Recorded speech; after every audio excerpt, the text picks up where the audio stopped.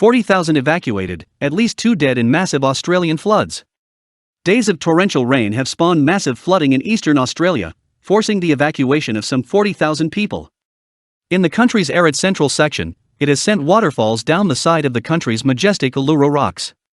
Barely a year after devastating bushfires burned through tens of millions of acres in Australia, the country is grappling with one of its worst ever floods after weather systems converged over Queensland and New South Wales, dumping more than 20 inches of rain in a single day in one area north of Brisbane.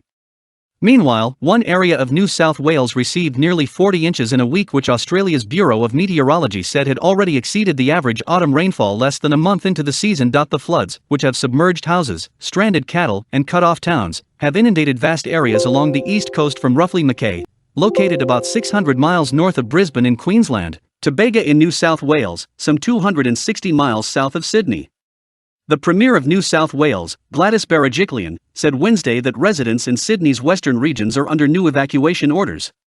What we still have to be aware of is the fact that thousands and thousands of people are still on evacuation warnings, that the rivers will continue to swell, that catchments will continue to experience flows of water not seen in 50 years and in some places 100 years, she told reporters in Sydney, Reuters reports. On Wednesday, the bodies of 2 men were recovered from flooded vehicles. One man, 25, died when his car was submerged in northwest Sydney. He reached an emergency operator and was on the line for 44 minutes until contact was lost, the Sydney Morning Herald reports.